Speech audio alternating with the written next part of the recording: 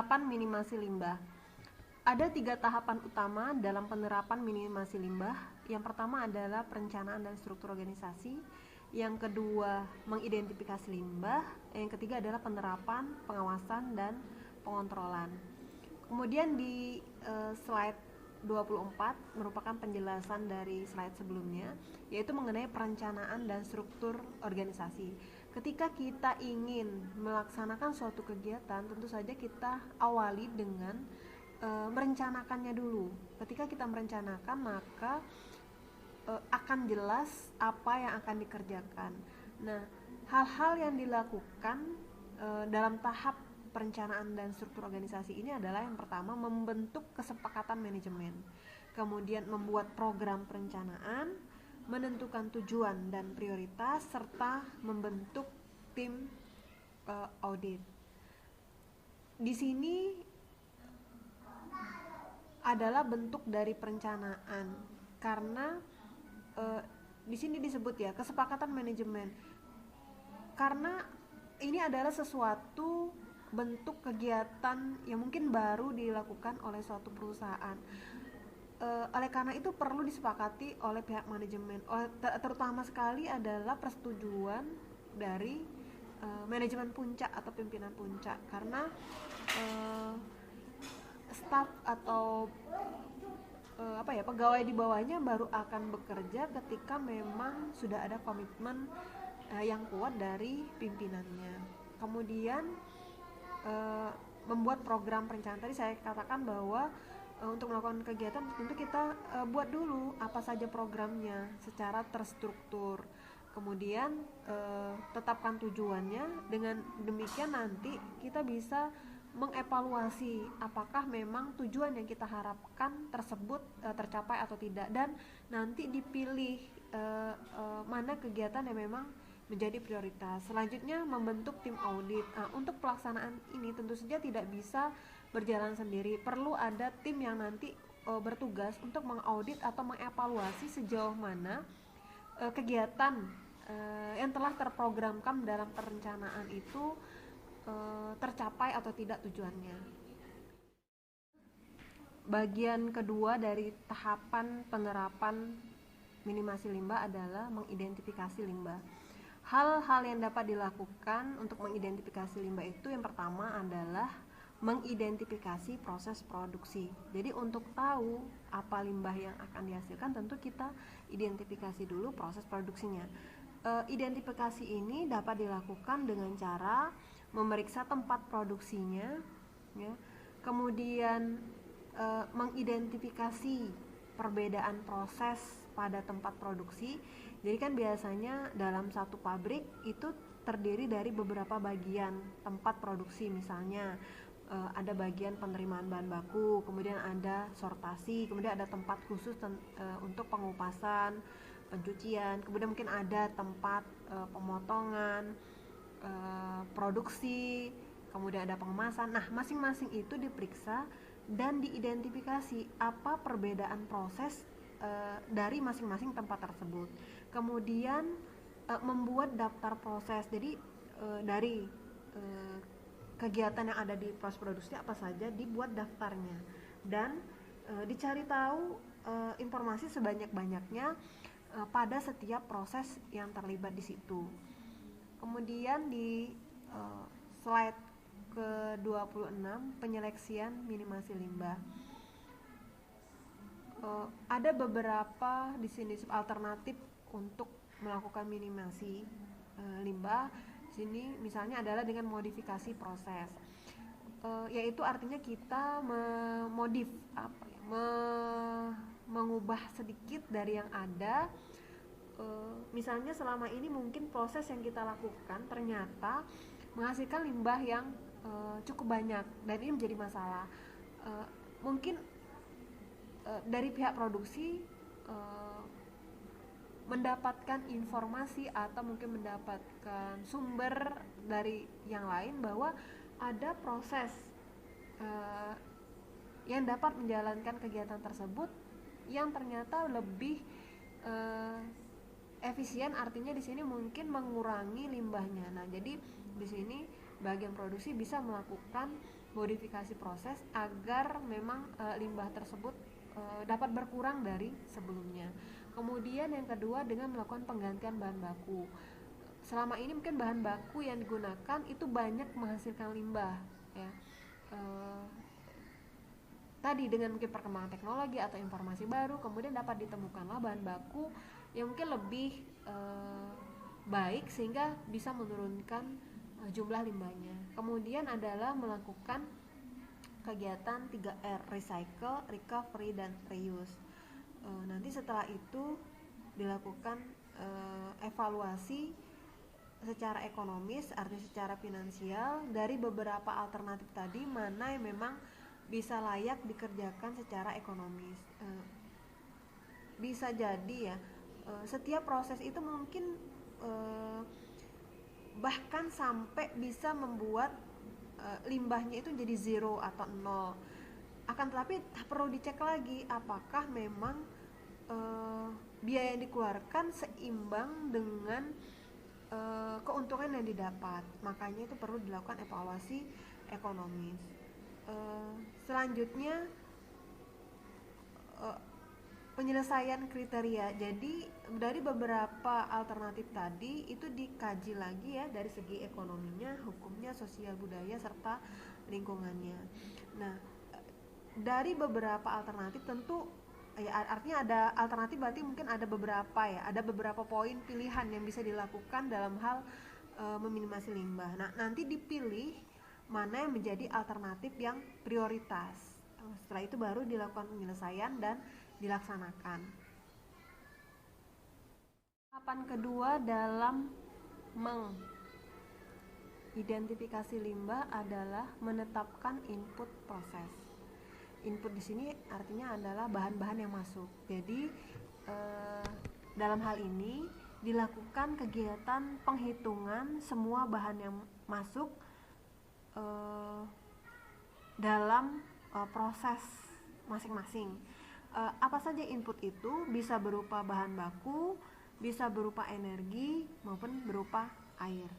Nah, kemudian bahan baku tersebut dipastikan apa saja dan kemudian dihitung secara detail kuantitasnya yang dinyatakan dengan satuan yang jelas dan secara detail. Misalnya untuk bahan baku berarti kan benda atau massa, nanti dinyatakan misalnya dalam satuan kilogram. Kemudian energi kita gunakan listrik, kita nyatakan bahwa energinya yang digunakan adalah misalnya dalam satuan kilowatt hour.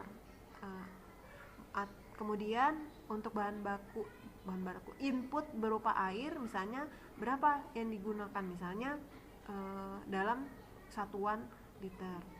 Nah, semua bahan yang masuk tadi itu dipastikan dan tercatat jumlahnya, apakah itu dalam bentuk mingguan, bulanan, maupun tahunan. Karena nanti data tersebut akan kita evaluasi, kita analisis, karena untuk produksi bersih ini kan tadi telah dikatakan akan ada analisis kelayakannya. Jadi harus dihitung secara detail sesuai dengan satuannya masing-masing. Nah, kemudian input proses tadi diidentifikasi dengan mengelompokkan input tadi berdasarkan sumber. Misalnya dalam hal ini adalah bahan baku, seperti apakah sumbernya, maksudnya klasifikasinya berdasarkan sumber, kemudian berdasarkan sifat fisik, sifat kimia, dan mungkin dari tingkat toksisitasnya ini di slide 28. Ini bisa dilihat ya, klasifikasi berdasarkan sumber. Menurut UNER dan ISWA ada sumber alamiah atau buatan, kemudian apakah sumbernya berbentuk titik, area, dan gerak, kemudian sumber domestik, komersial, dan industri yang lokasi sumbernya berbeda, kemudian klasifikasi berdasarkan fisik, apakah dari wujudnya, apakah padat, cair, gas, kemudian dari ukuran pencemarannya, bentuk dan densitasnya, kemudian klasifikasi berdasarkan sifat kimianya, apakah dia bersifat korosif, radioaktif, evaporatif, eksplosif, reaktif gitu ya. Kemudian klasifikasi berdasarkan tingkat toksisitasnya, apakah dia sangat toksik dan berbahaya. Jadi bahan baku yang masuk atau input tadi kita coba klasifikasikan bagaimana sifatnya. Tadi telah dikatakan klasifikasinya bisa berdasarkan apa? Misal wujud, oh bahan baku kita berwujud padat, oh bahan baku kita berwujud cair, oh bahan baku kita berwujud gas. Kemudian jangan lupa juga dicantumkan karakteristiknya, bagaimana sifat kimianya. Misalnya, apakah dia bersifat korosif? Korosif itu maksudnya bisa menyebabkan pengkaratan, kotoroksidasi, atau dia mudah menguap, ya evaporatif, atau mungkin dia sifatnya mudah meledak atau eksplosif gitu ya, atau sifatnya reaktif, artinya dia mudah bereaksi dengan bahan lain, seperti itu. Begitu juga dengan tingkat toksisitasnya, apakah bahan baku yang kita gunakan ini sangat toksik maupun berbahaya. Tahapan berikutnya yang dapat dilakukan atau hal yang dapat dilakukan adalah yang ketiga, menetapkan output proses. Output artinya yang keluar. Jadi tadi sudah ada input, sekarang outputnya lagi apa saja output atau bahan yang keluar dari proses. Jadi dilakukan identifikasi dan dilakukan pengukuran semua proses serta outputnya atau yang keluarnya apa saja. Baik itu output berupa hasil atau produk utama, ataupun output berupa hasil samping atau byproduct, maupun output berupa limbah yang tidak dapat digunakan lagi dalam proses produksi. Jadi nanti diidentifikasi mana yang bisa digunakan kembali atau didaur ulang, dan mana limbah yang benar-benar siap untuk dibuang. Selanjutnya adalah membuat neraca massa. Sebelumnya mungkin kita udah belajar ya di mata kuliah satuan operasi bagaimana membuat neraca massa. Neraca itu kan kesetimbangan massa, artinya kita dengan rumus ya, total bahan masuk itu sama dengan total bahan keluar dan produknya. Jadi total dengan satuan yang sama, mulai dari bahan yang masuk itu apa saja, jumlahnya berapa. Nah itu harus sama dengan total dari seluruh bahan yang keluar atau outputnya. Tadi disebutkan bahan keluar itu berupa apa. Ingat, bahan masuk itu kan tidak hanya bahan baku, tadi seperti air juga masuk kayak gitu kan, atau ada bahan penolong lain. Nah nanti keluarnya itu totalnya, bahan yang keluarnya itu juga harus sama ya. Jadi dibuat neraca massanya dari awal sampai akhir. Kemudian tahap atau langkah atau hal yang dilakukan berikutnya adalah mengidentifikasi peluang. Dari data yang kita peroleh sebelumnya tadi, kita udah tahu prosesnya, limbahnya apa saja, kemudian ya. Jadi dari data tersebut dilakukan evaluasi pendahuluan, di mana potensi yang bisa kita lakukan untuk meminimasi limbah, dan nanti dilakukanlah prioritas mana yang dipilih untuk penerapan minimasi limbah dalam proses produksi. Hal yang dilakukan yang poin ke-6 adalah membuat analisis kelayakan. Jadi tadi telah dilakukan ada beberapa alternatif peluang mungkin yang dapat dipilih untuk minimasi limbah dalam kegiatan produksi bersih.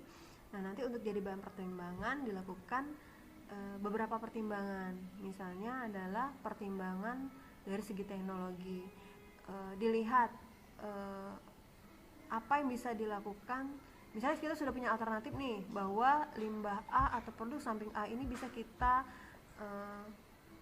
ubah menjadi sesuatu. Nah kita lihat bagaimana teknologi yang digunakan untuk melaksanakan itu, apakah tersedia teknologi tersebut di pabrik kita. Kemudian dalam hal teknologi ini juga kita lihat bagaimana keterbatasan fasilitas termasuk kesesuaian operasi yang ada. Operasi di sini artinya adalah operasi baku yang sudah ada di perusahaan.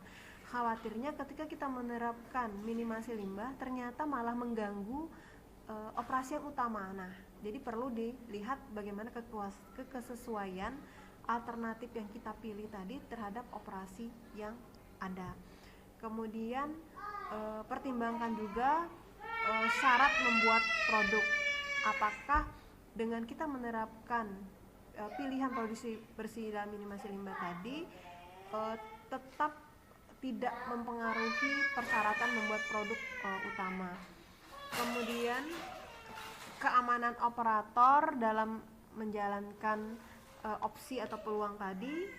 Kemudian ada pelatihannya tentu saja, dan potensinya terhadap kesehatan dan dampak lingkungan. Jadi itu yang harus dipertimbangkan terkait dengan pertimbangan teknologi meminimasi limbah. Kemudian berikutnya adalah pertimbangan ekonomi. Dalam hal ini kita perhatikan apakah opsi yang kita ajukan tadi terkait untuk meminimasi limbah tadi membutuhkan modal atau tidak, jumlahnya berapa, kemudian berapa biaya operasi yang ditimbulkan akibat kita menjalankan opsi tersebut. Dan selanjutnya adalah dihitung payback period, artinya adalah berapa jangka waktu yang dibutuhkan sehingga modal yang kita gunakan untuk menjalankan itu dapat kembali berdasarkan keuntungan yang diperoleh. Misalnya gini, dalam pabrik sawit dapat limbahnya berupa cangkang sawit gitu yang tidak dimanfaatkan. Kemudian opsi produksinya adalah cangkang sawit ini mau dibuat menjadi arang aktif oleh perusahaan itu. Nah, itu dihitung gitu kan. Apakah membuat arang aktif itu butuh modal, investasi alat, ya dihitung berapa. Nah, dalam pelaksanaannya mengeluarkan biaya tentu saja. Nah, dihitung. Nah, dari arang aktif yang diperoleh itu ada nggak penerimaan atau pendapatan yang bisa diperoleh? Berapa jumlahnya? Nah, nanti baru dihitung berdasarkan keuntungan yang diperoleh, berapa lama sehingga modal dari investasi yang dikeluarkan itu bisa balik lagi. Kemudian adalah selanjutnya penerapan, pengawasan, dan pengontrolan. Setelah tadi ditentukan opsi prioritas minimasi limbah yang dipilih, ya, dilakukan persiapan mengenai rencana untuk pelaksanaannya, dilakukan kemudian identifikasi sumbernya, dilakukan pelaksanaan pengukuran, jadi sejauh mana pelaksanaan dari program yang kita buat tadi diukur, ya, jadi terukur secara kuantitatif dan dievaluasi kinerjanya.